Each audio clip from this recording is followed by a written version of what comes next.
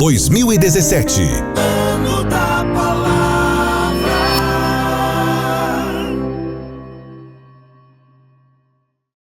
Em 2017, você tem um encontro marcado com o maior evento de educação cristã do país. Participe do 9º Congresso Nacional de Escola Dominical, de 12 a 15 de outubro de 2017, no Rio Centro, Rio de Janeiro. Palestras, seminários e workshops com os grandes nomes da educação cristã nacional e internacional. 9º Congresso Nacional de Escola Dominical, celebrando os 500 anos da Reforma Protestante. Marque em sua agenda um evento com a qualidade CPAD.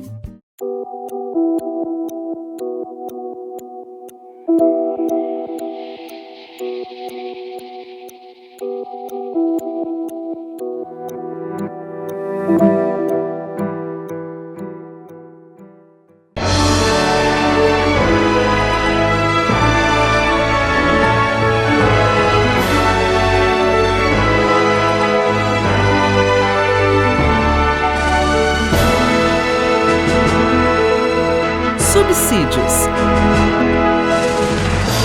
Lições Bíblicas. Jovens. Lição 3. A organização da igreja. A paz do Senhor, meu querido professor, a paz do Senhor, minha querida professora. É um prazer estar falando mais uma vez com você sobre mais uma lição da nossa revista de jovens. A lição deste próximo domingo se refere à organização da igreja. Organização sempre é fundamental para que qualquer instituição possa prosseguir e seguir de uma forma adequada ao seu funcionamento.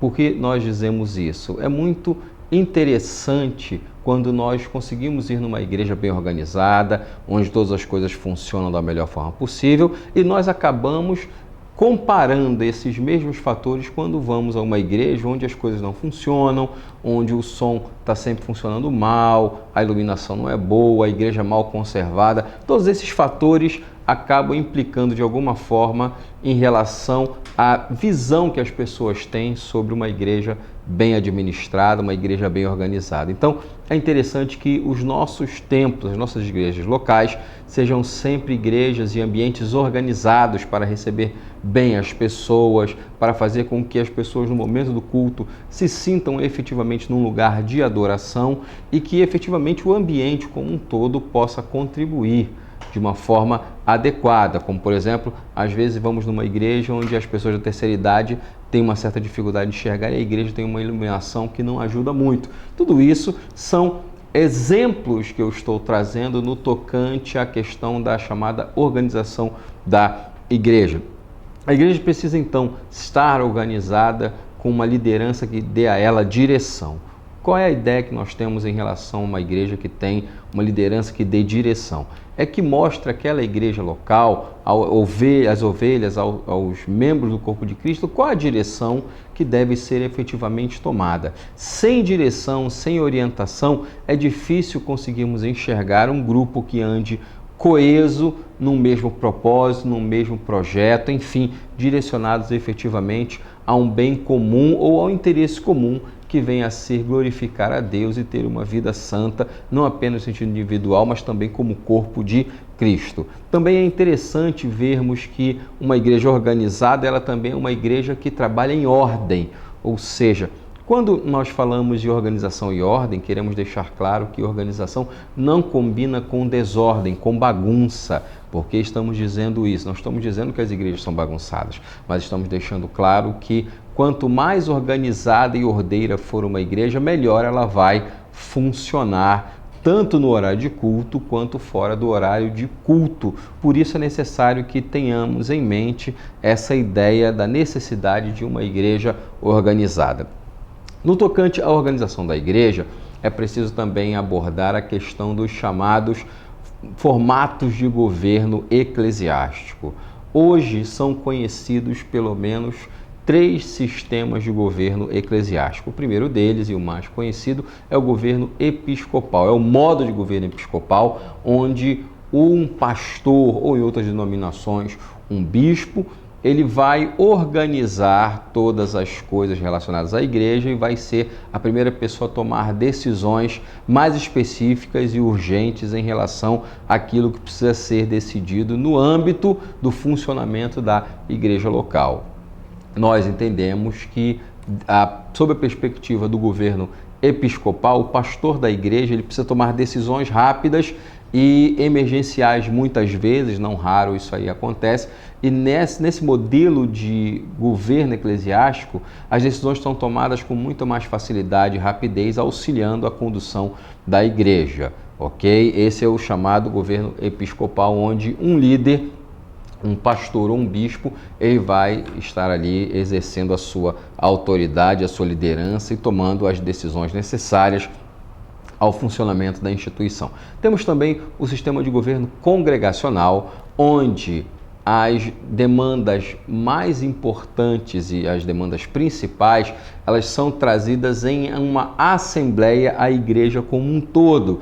E naquela assembleia, as decisões importantes são tomadas levando em consideração o voto dos presentes àquela reunião, ok? Então, esse é um também sistema de governo que já não vai privilegiar tanto a direção, a liderança de uma pessoa só, mas vai colocar sobre as costas da igreja as decisões mais importantes a serem tomadas em uma reunião de assembleia, e ali a maioria dos votos, favoráveis ou não, vai estar resolvendo essas questões relacionadas à administração. Temos também o chamado governo presbiteriano, onde um corpo de presbíteros eleitos pela igreja, um corpo de presbíteros que não necessariamente é um corpo técnico dentro da área de gestão, esse mesmo grupo vai estar auxiliando o pastor na tomada de decisões, mas vai também intermediar outras questões relacionadas à própria igreja. Então, é um grupo que vai estar ali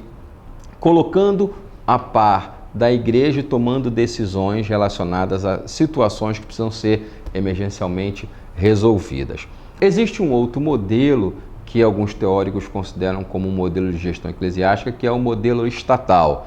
É o modelo em que o Estado como um todo ele se responsabiliza pela gestão da igreja naquela nação, ok? Mas esse não é um modelo com o qual aqui no Brasil nós temos tanta afeição, até porque no Brasil o Estado é laico. Quando dizemos que no Brasil o Estado é laico, nós estamos dizendo que o Estado é ateu. Estamos dizendo que o Estado não se envolve em questões relacionadas à fé e à religião dos seus cidadãos.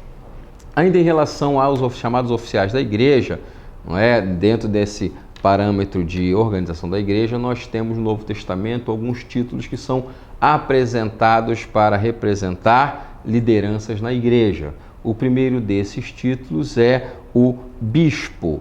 A seguir vem os pastores, também são mencionados os presbíteros e os diáconos.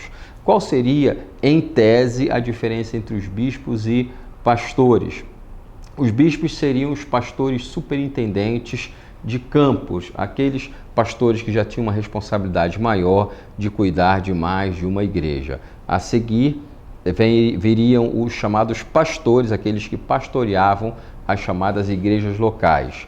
Dentro das igrejas locais também havia os chamados presbíteros. Há alguns historiadores e pesquisadores do Novo Testamento que entendem que bispos e presbíteros são palavras sinônimas em relação à mesma função, por que não dizer ao mesmo ministério. E temos também o corpo diaconal na igreja, aqueles que estavam muito mais envolvidos a esfera física do culto, não apenas especificamente no culto, mas também fora dele, cuidando das questões relacionadas à assistência social. Todos esses grupos que são mencionados no Novo Testamento são mencionados de forma bastante honrosa, com bastante respeito, que nos move ao pensamento de que a liderança na igreja que foi constituída pelo Senhor precisa ser respeitada.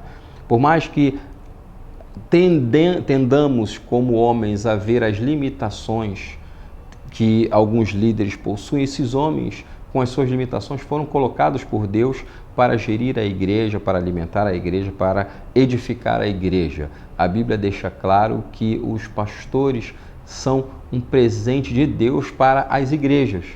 Deus não deu igrejas a pastores. Deus dá pastores às igrejas como um presente para que as igrejas recebam de Deus e cuidem também dos seus pastores, para que zelem por eles, orem por eles, que façam com que o trabalho ministerial dos pastores seja um trabalho feito de acordo com a vontade de Deus. Então, nós devemos levar em consideração que nenhuma igreja organizada e ordeira, ela começa pelo desrespeito à liderança. Pelo contrário, quando vemos uma igreja ordeira e organizada, pode ter certeza que aquela igreja tem um alto respeito pelo seu líder, pelo seu pastor, e são ovelhas que estão ali voltadas à obediência, ao apacentamento, e acima de tudo são pessoas que entendem que aquela posição pastoral foi uma posição dada por Deus como um presente para a igreja, porque a igreja precisa ser pastoreada, a igreja precisa ser organizada e liderada, e Deus oferece, pela sua generosidade,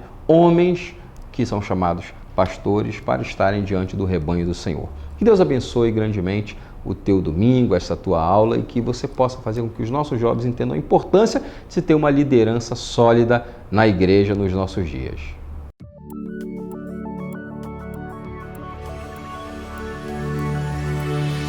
CPAD, a editora da Escola Dominical.